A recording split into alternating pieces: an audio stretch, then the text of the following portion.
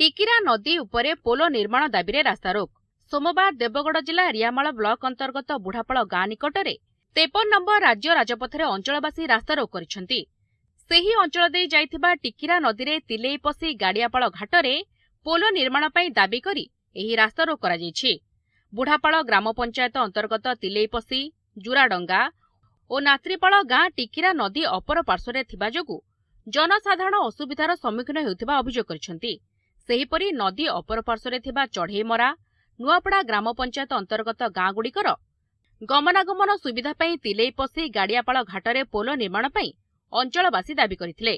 राज्य सरकार जनसाधारणक दाबीकु दृष्टि रखी 2022-23 आर्थिक वर्षरे बिजु सेतु योजना रे पोलो निर्माण पई अनुमोदन करथिले। इतिमध्यरे पोलो निर्माण पई मृत्तिका परीक्षा कराजिबा सह टेंडर प्रक्रिया मध्य शेष होइथिबा बेले पोलो निर्माण रे अहेतुक विलंब पई स्थानीय बासिंदा राजरास्ता को ओह्लाइछंती। टिकिरा सेतु निर्माण क्रियानुष्ठान कमिटी पक्षरु आखपाख अंचलर महिला और पुरुष रास्ता अवरोध करी बसिछंती। रास्ता अवरोध करिथिबा जनसाधारण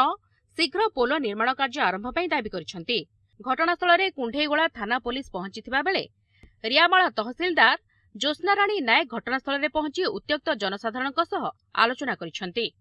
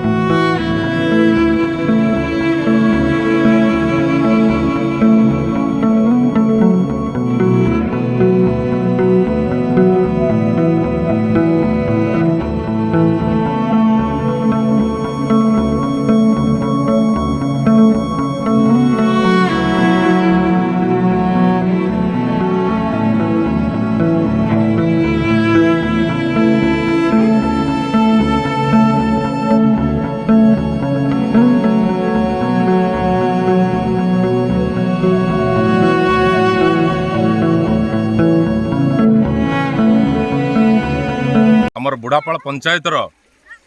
जो पाखरे टिकिरा नदी प्रवाहित होउची से नदीर अपर पार्श्व तिलेईपसी जुराडंगा नात्रीपाल तीनोटी गाँ अच्छी जोटी कि समस्त होउछंती प्राय 90% आदिवासी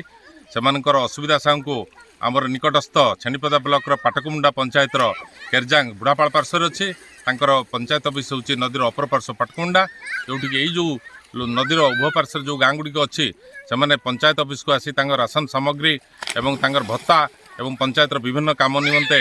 स्कूल को बुढ़ापाल को पाठ पढ़ा निमंते स्कूल कॉलेज को बस धरवा निमंते जिनस बिक्री बटा निमंते आमर डाक्तरखाना स्वास्थ्य सेवा निमंते एवं विभिन्न जगह ओडिशा रे जीवा निमंते जो बस स्टैंड अच्छी बुढ़ापाल आसापे असुविधा हेतु दीर्घ 7 वर्ष है आम से दाबी कर आसुले जे आमर ग्राम उन्नयन विभाग तरफ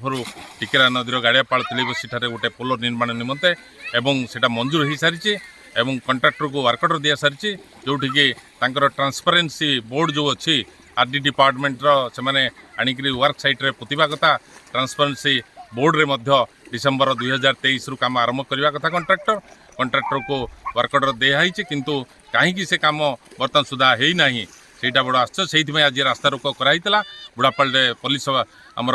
रैली कराइला सहस्राधिक पुरुष एवं स्त्री माने रैली जोग देते आओ ताको तुरंत निर्माण निमंते आमर दाबी थिला एवं आज आरडी डिपार्टमेंट रो इंजीनियर माने से आसंता 15 तारीख 25 तारीख सुधा 15 दिन भितर आसंता 25 तारीख सुधा करने प्रतिश्रुति लिखित प्रतिश्रुति फल रास्ता रोक बंद है।